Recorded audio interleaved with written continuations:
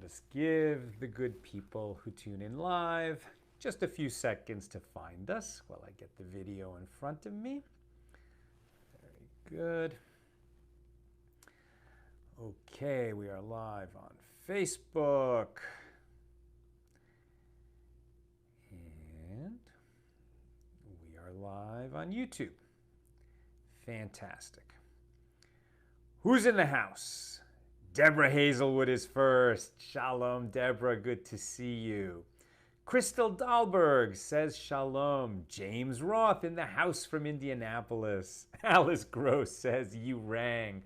I love it, Alice. Fantastic. Nina's in the house, and that means she's going to share it into the forum. If you want to make sure that you get notified, join the Accidental Talmudist Forum. It's a Facebook group. And so the Facebook algorithm means that you're going to much more likely to see any post that we put into the forum. It's a much smaller group. We have 1 million people on the page and about 8,000 in the forum, and you get notified. Okay. Patsy White says, good evening. Sheila Jefferson is also in the house from Indiana. Chuck Wright makes it 3 nights in a row from Baltimore. Paula Schmidt-Klauser in the house from Chicago. Greg Eilenberger from Penna. Is Penna, Pennsylvania? I'm not sure. I got an email earlier today saying, I loved it when you used to share humor on the page. Kind of a long-running internal debate whether we should share classic jokes. We used to do quite a bit of that, classic Jewish jokes. And maybe we'll start bringing those back. Let me know if that's something you'd like to see. But they did look on accidentaltalmudist.org. There's a humor section, and there's a whole bunch of classic jokes that I adapted, wrote them up, made them a little smoother, gave them a little bit of an AT touch, and added usually some kind of a nice photograph. So I found one that I liked, and I was going to tell it to you now, but I'm almost a little shy because it involves a flood, a big flood in the world. And we're very mindful of the good people of Michigan. I mean, they're really, really up against it right now. There was a failure of one of the dams upstream along a river.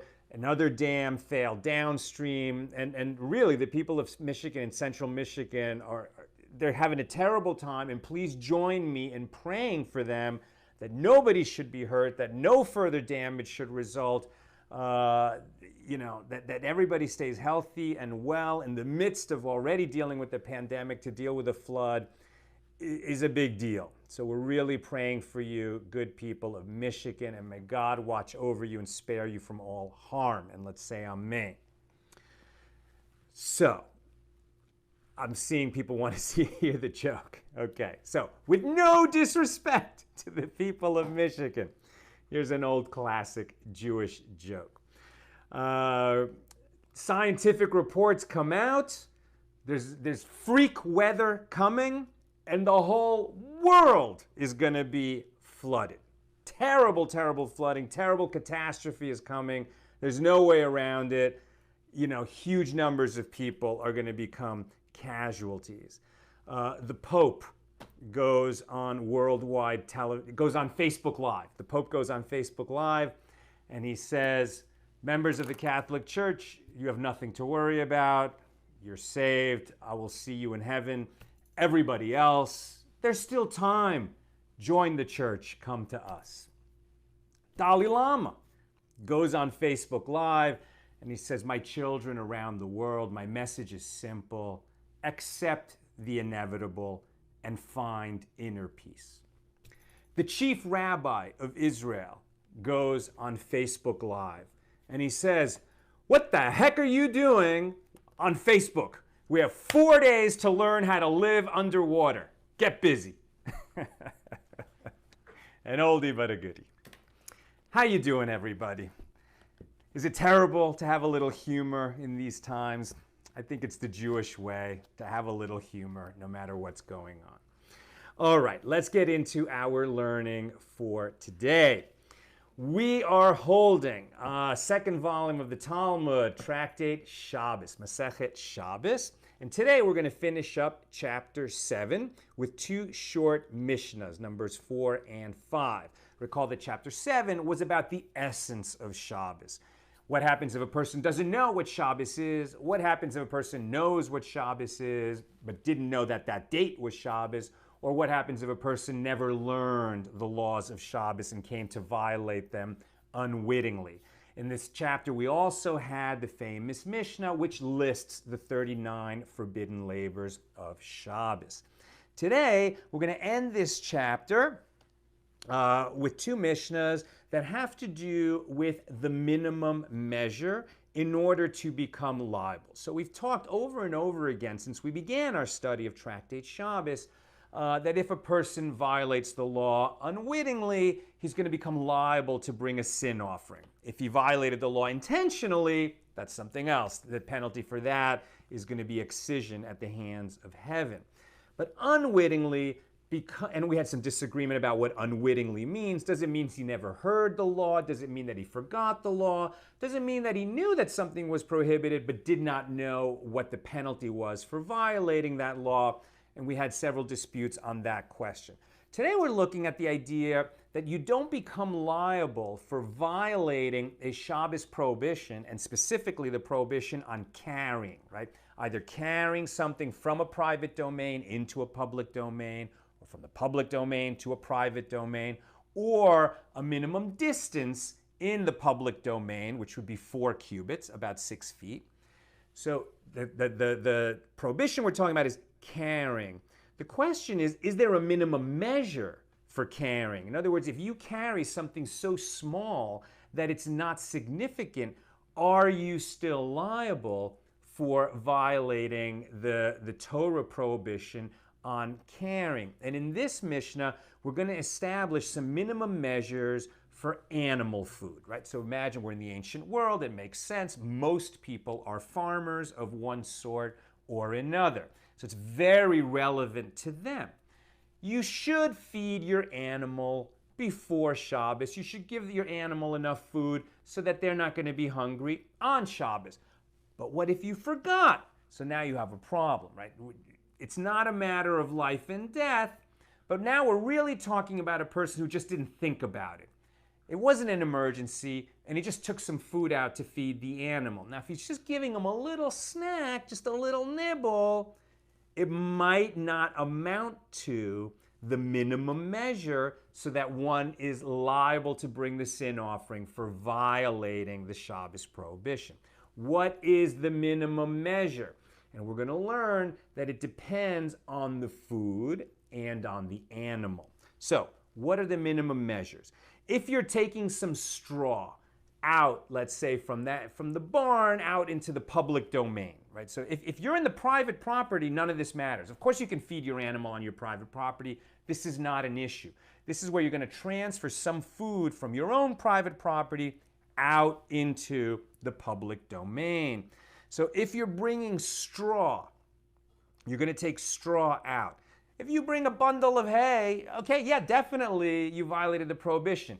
If you take one piece of straw, one piece of dried grass, no, you didn't violate the prohibition. It's almost like, sometimes people will take a piece of hay, like a piece of straw, and tuck it behind their ear or chew on it.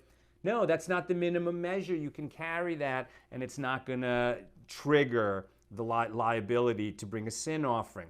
So what is the minimum measure? For straw, the minimum measure is a cow's mouthful. If you bring out enough straw that it would be a mouthful for a cow, that's the minimum measure, and you would become liable to bring the sin offering. For something called eitzah, it's a coarser kind of food than straw. We're not sure exactly what it is, but it is coarser than straw. The minimum measure for eitzah is a camel's mouthful. Apparently, camels have bigger mouths than cows. For ears of grain, so you can imagine, like wheat grains, right? Barley grains, oat grains. For ears of grain, the minimum measure, so that it's a significant amount, is the mouthful of a lamb, a baby sheep.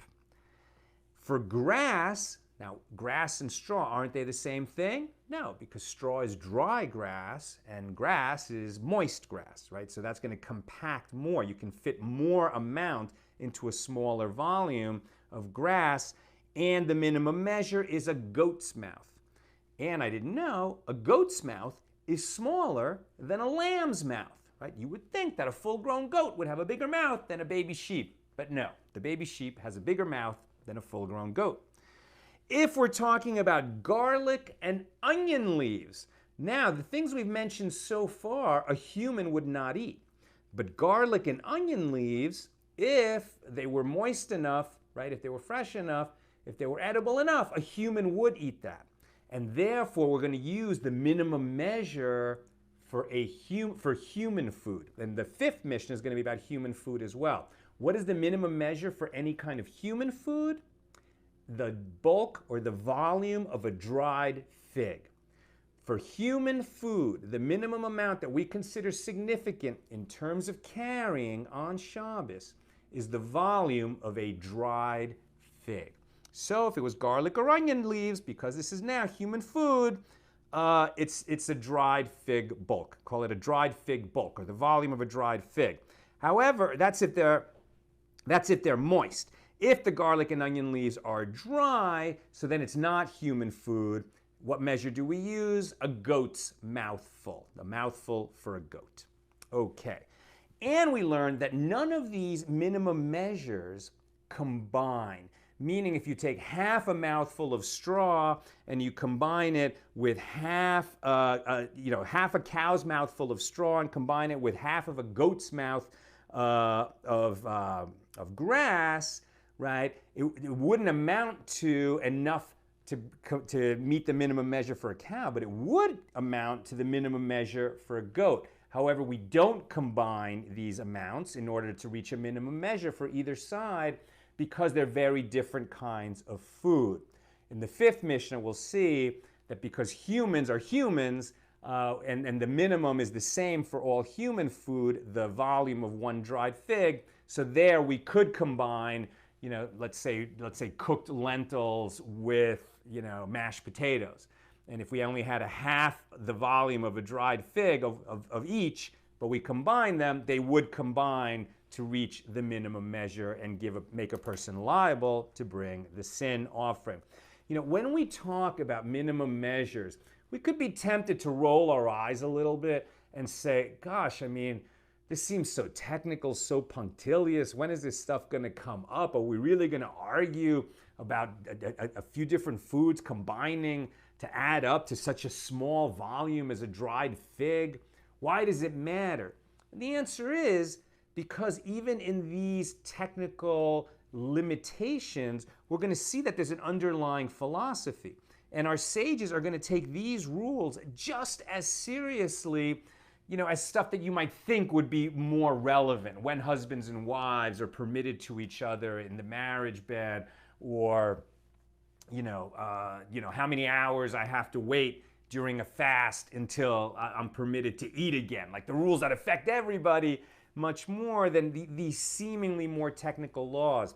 But our sages are going to invest equal passion and energy to uncover, well, what is God's will for the law? If it's up to us to find the parameters and limitations and boundaries and distinctions among all these laws that are delivered so tersely in the Torah, so then we're not going to distinguish and say that these laws are more important than these laws, and therefore we're going to spend a lot of time on those and laugh off these. No, we're going to take them all seriously and try to understand how they work and what their distinctions and limitations are.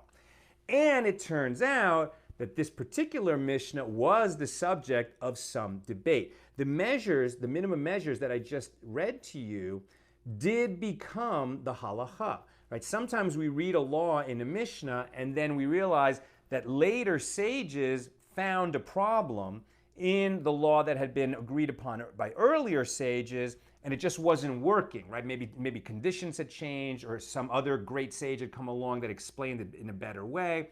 For one reason or another, the law changed from what was in the Mishnah.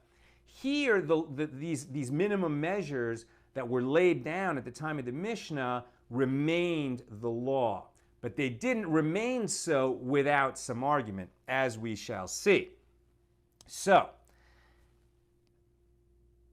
the Mishnah became the law. The first question that the Gemara asks on this Mishnah is, what is eitzah? Right? So we saw that the minimum measure to become liable for carrying out straw from the private domain to the public domain is a mouthful for a cow. If you carry enough straw to fill a cow's mouth, so that's a significant amount, you carried something. Less than that, it wasn't significant, and it's as if you carried nothing.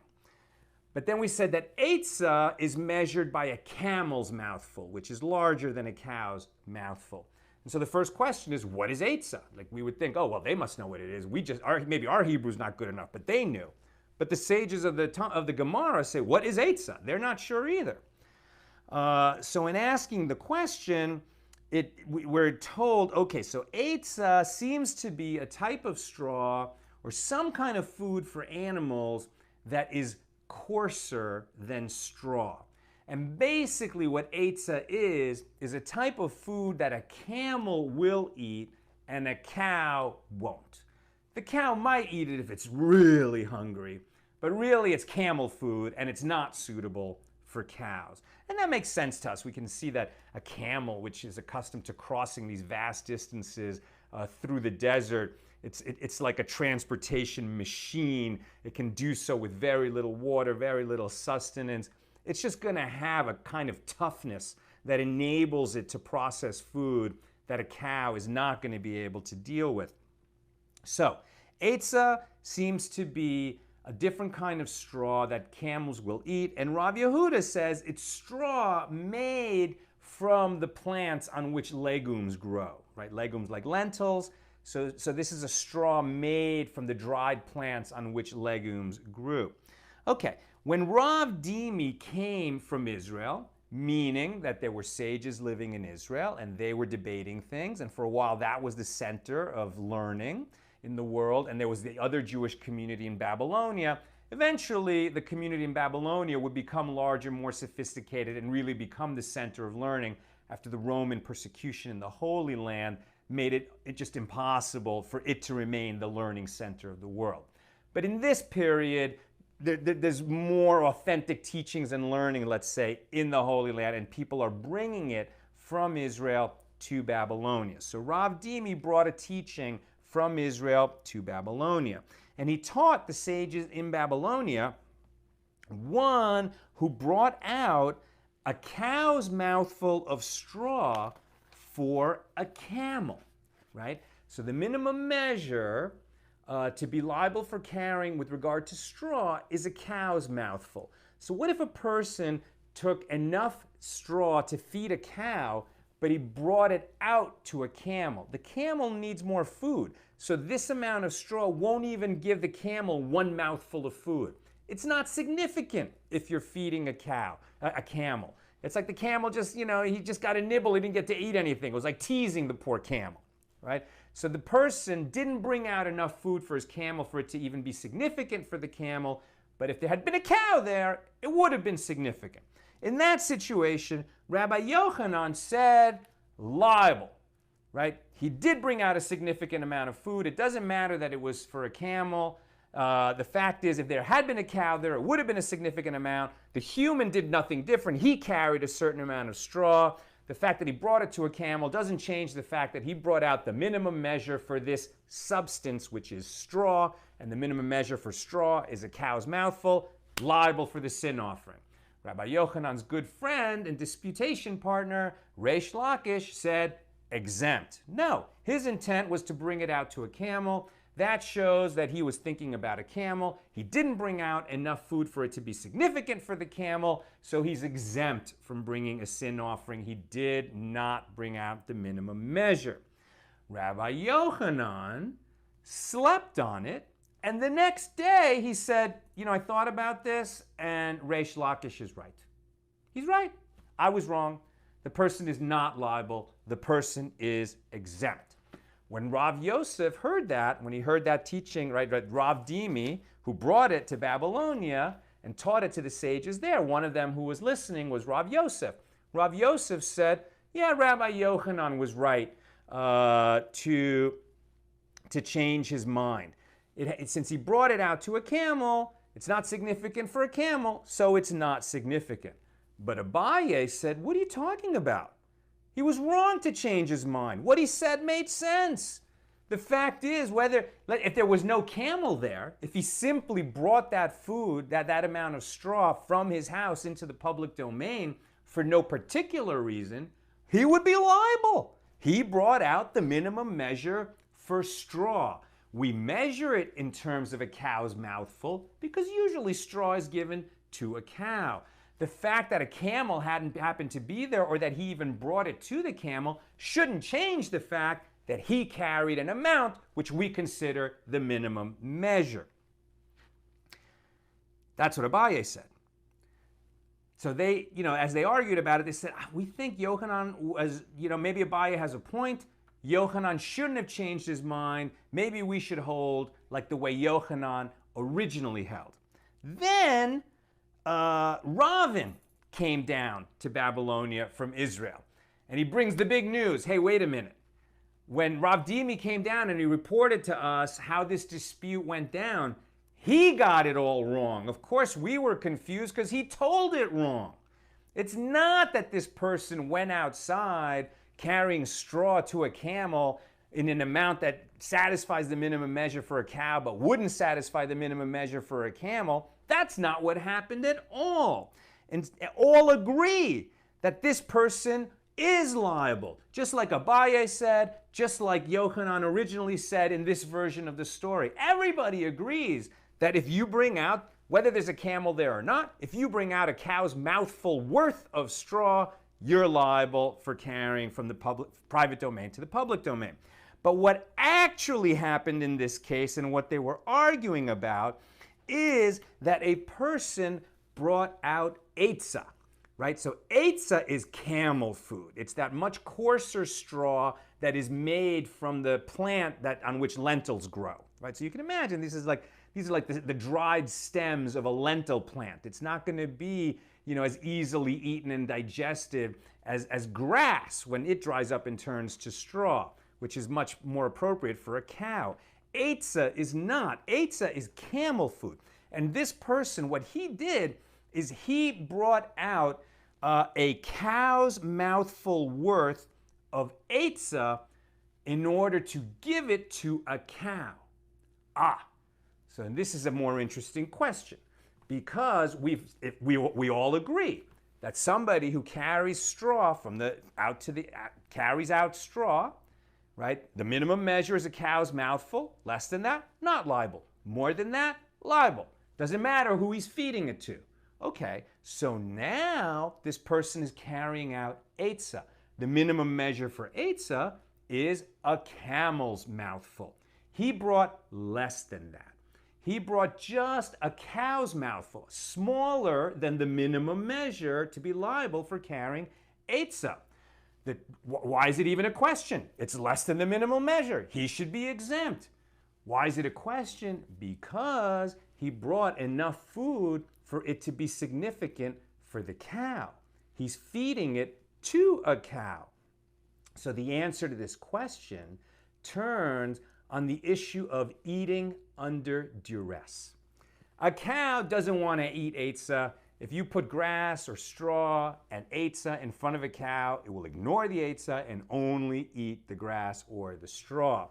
But if the cow is really hungry, hasn't eaten in a while, it will eat the eitzah. And so the question then is, because if you feed the cow, right, if you bring out food to the cow and it's the minimum measure for something that's significant to a cow, it sounds like you should be liable for feeding the cow, for bringing food to the cow, even though eitzah was meant to be camel food. And so the argument turns on, is this eating under duress, giving something to the cow that it wouldn't normally eat, but because it's really hungry, it's going to eat it. So the question is, eating under duress, is it eating? Does it actually satisfy what is the definition of eating? Is eating under duress eating? And it kind of makes sense because when you think about the word duress, if you sign your name on a contract, well, then you agreed to be bound by that contract. If somebody pointed a gun to your head and you signed your name on a contract, then later in a court of law, you can say, I never would have signed that contract if somebody hadn't put a gun to my head. I signed it under duress. So my signature is not a signature. And likewise, eating under duress, is it eating or is it not? Rabbi Yochanan said, eating under duress is not eating. This person is exempt. He carried less than the minimum measure of eitzah out to the public domain. He didn't do anything wrong. Reish Lakish says, eating under duress is eating. This person fed his cow enough food for it to be significant to the cow, and therefore he is liable to bring the sin offering. And Rabbi Yochanan must have thought about that night, and this is where the story comes from. And the next morning he came out and he said, I agree with Reish Lakish.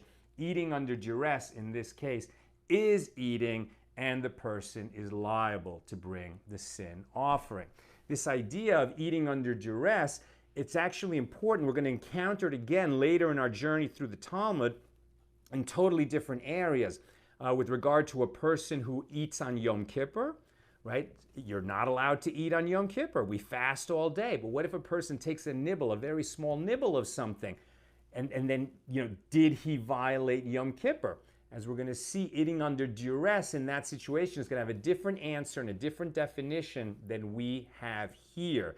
It's going to be related to the idea that a person who's full and forces himself to eat some more didn't really eat. We're going to see that in the law of damages. Eating under duress is going to have a totally different meaning. We're not going to go into those today. That's beyond the scope of today's class. But we see that eating under duress, it's going to depend on other factors. In this case, we learn that the person, surprisingly, because if he took less than a camel's mouthful of eitzah out there and there was no animal, or he brought it to a camel, it would not be significant and he would not be liable to bring a sin offering. But because he brought it to a cow, to a hungry cow, and the cow ate it, so it was deemed to be significant to the cow and therefore significant enough for his situation to render him liable to bring the sin offering for violating the Torah prohibition of carrying out on Shabbos. And that is what we're going to say about minimum measures and the dispute between Rabbi Yochanan and Reish Lakish. And I really do love that in this story, in both versions of the story, Rabbi Yochanan came to a conclusion. Reish Lakish disagreed with him. Rabbi Yochanan would have won that argument because we know that in disputes between Rabbi Yochanan and Reish Lakish, the law follows Yochanan. The reason that the law follows Reish Lakish in this case is because Rabbi Yochanan slept on it, changed his mind, came out the next day and said, I thought about it, and Reish Lakish is right. This was a senior professor deferring to his junior colleague. The humility of that. Rabbi Yochanan, as we learned a few days ago when we did our Meet the Mensch class on the life of Rabbi Yochanan, he was basically the chief rabbi of the world in his lifetime, the most respected rabbi in the world. Even the Nasi, the head of the Sanhedrin, would defer to Rabbi Yochanan. But Rabbi Yochanan was committed to the truth and committed to learning, and a humble enough person that he deferred to his junior colleague, Reish Lakish. A good lesson for all of us. And just a short word on the fifth Mishnah with which we finish chapter 7 here, Masechet Shabbos. This is on the minimum measure for human food. And here the situation is much clearer. For human food, the minimum measure to be significant for carrying it on Shabbos is, as we said before, a dried fig, right? The volume or the bulk of a dried fig. And what we learn is because it's all these cases, all foods for human involve human food, they do combine. So you could combine, like a bit of lentils and a bit of mashed potatoes, and if neither one separately amounts to the volume of a dried fig, but together they do, and you carried both foods, so they combine to make you liable to bring the sin offering. And Rav Yehuda adds that even though we only measure the food, we don't, if we're talking about the volume in our hand, let's say you actually take a walnut out. This is an interesting case because a walnut is larger than a dried fig. Let's say it's a large walnut. But the edible part of a walnut is smaller than a dried fig. So if you bring out the walnut, let's say you crack it so that it's accessible, and it's got all the broken shell and the walnut, together it amounts to the minimum measure. But we don't count the inedible stuff in your hand. The broken shell that you wouldn't eat does not contribute to the volume that we measure for it to make it significant. But Rabbi Yehuda says we don't measure, the inedible parts don't count, the shells don't count, the casings don't count, the coarse bran doesn't count. However, the shells of lentils do count because when we boil lentils, we don't take their shells off, right? We eat the outside of the lentil. So if it's something that you eat, so it's edible. It doesn't matter that it's the covering of the seed or the covering of the legume. We eat it, so it contributes to the volume in your hand when you're determining whether you met the minimum volume. That's what I've got for us today. Let me scan the comments to see if there are questions or if I can be helpful. Okay. Brandon Christian Sullivan is in from Tennessee. Matthew says good evening. Ed is in from Galloway, New Jersey. Great to see you. Ian Chamberlain says howdy from Phoenix. You know what I just learned today from the crossword puzzle, Ian? I'm sure you knew this, but I didn't know that Ian is the Scottish version of the name John. I didn't know that. That's so cool.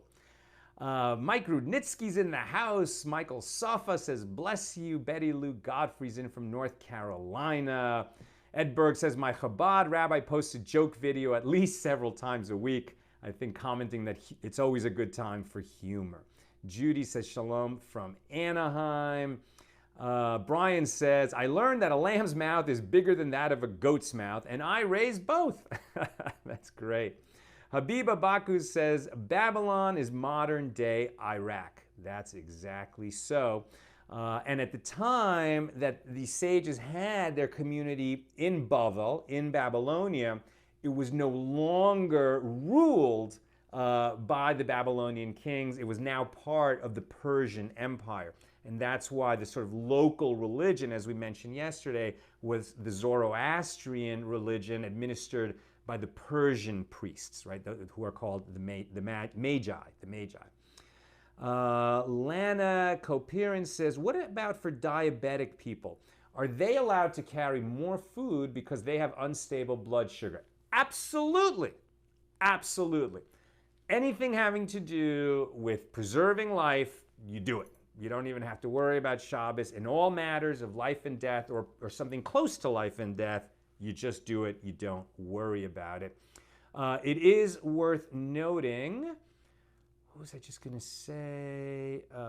That all of this assumes that there's no Eruv, right? So I can go out in the street on Shabbos and I can carry a prayer book or a prayer shawl to my synagogue. I mean, I can't these days, but before the pandemic, I can because of the Eruv. What is the Eruv? The Eruv is a sort of construct.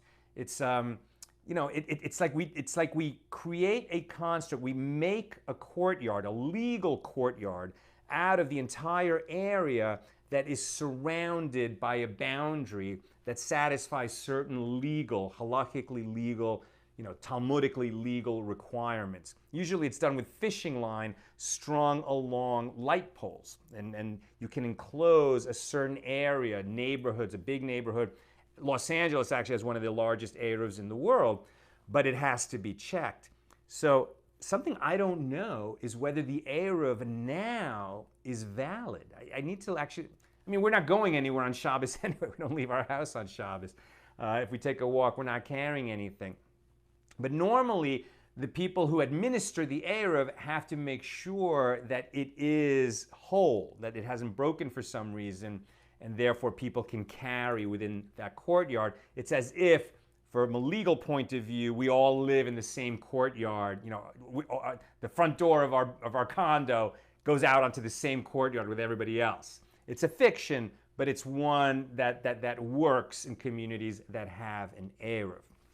So if you have an Eruv, you don't even have to worry about a lot of these rules. But with no Eruv, or if you're going beyond the Eruv, that's what we're talking about, going from the private domain to the public domain. You can't transfer on Shabbos, but the thing that you can't transfer has to satisfy the minimum measure. And that's what we've been talking about today. Okay. Brandon says, you had mentioned that the sages treat all the laws seriously, but is a law in Torah that is greater than all the rest, or do they carry equal weight? So Brandon, we're going to finish with that. That's an excellent question.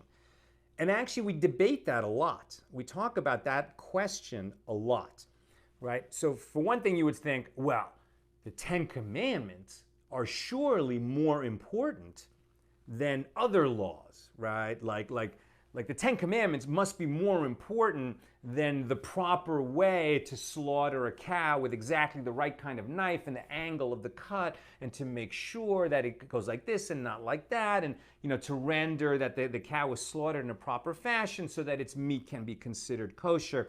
That can't be as important a law as thou shalt not murder, and thou shalt not bear false witness, and thou shalt respect thy parents, right? And the answer is that's unclear. It's unclear. We can't say that one law is more important than the other. We can't say that some laws require more work to make sure that they're enforced, right?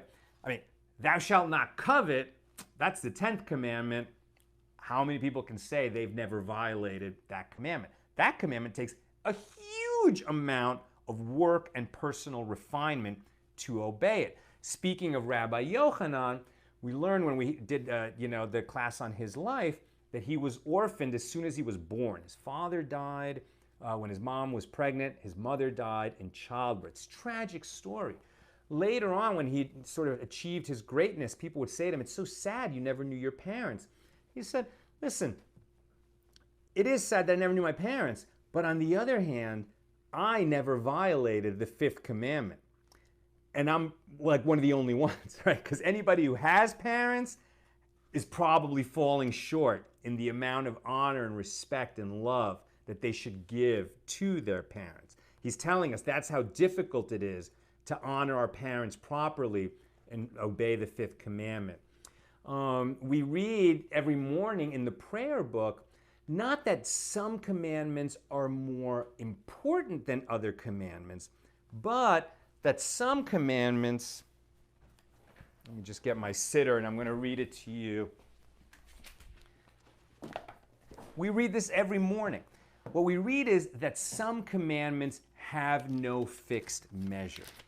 And which are they? Meaning you can do them over and over again, and the implication is you should work on these commandments and do them to the best of your ability. Right? So in the morning, first we say the bracha, the blessing on Torah study, and then we learn some Torah right away. And we learn 3 pieces of learning from our tradition. As soon as we say the blessing on Torah study, we learn a piece from the Torah, which is that Moses taught Aaron, this is how you shall bless the children of Israel. And then that's the priestly blessing. May the Lord bless you and keep you. May the Lord countenance you and be gracious to you. May the Lord favor you and grant you shalom. That's a piece of Torah. Then we learn a piece of Mishnah. These are the things for which there is no fixed measure. The corner of the field, meaning that a farmer, when he harvests, he leaves the corner of the field for the poor. You must feed the hungry. First fruits, meaning that you bring the first fruits of your orchard, of every fruit tree, the very first fruits that come out of it, you bring to the temple. That you come to the temple 3 times a year for the festivals of Passover and Shavuos and Sukkot. And acts of kindness, that you must treat people with loving kindness, and the study of Torah. And then we learn a piece of Gemara, a piece of Talmud, right? The commentary on the Mishnah. And this is where we end the quick 3, that every day, as soon as we said a blessing on Torah study, we study some Torah, the priestly blessing, the commandments that have no prescribed measure from the Mishnah, and then this piece of Talmud. These are the things whose fruits we eat in this world, but whose full reward awaits us in the world to come. Honoring our parents, acts of kindness, arriving early at the house of study morning and evening, hospitality to strangers, visiting the sick, helping the needy bride, attending to the dead, devotion in prayer, and bringing peace between neighbors, and even more, making peace between a husband and wife. But the study of Torah is equal to them all. So, Brandon, can we say that some commandments are more important than others? We learn elsewhere in Pirkei Avos that we don't know the reward for any commandment, and so we should sort of account all of them as being of equal significance. We learn that in Pirkei Avos. But here at the beginning of every day, our sages say, well, we're not sure about the relative importance or the relative value of the different commandments, but we are sure that these 10 and the 11th that goes with it, Torah study, is something that you can work on today, right? Like among the 10 commandments, we find keep Shabbos and don't murder, right? But you can't keep Shabbos every day. 6 days a week, you can't keep Shabbos. And how many of us are facing the choice whether we're going to murder someone or not? It just doesn't come up.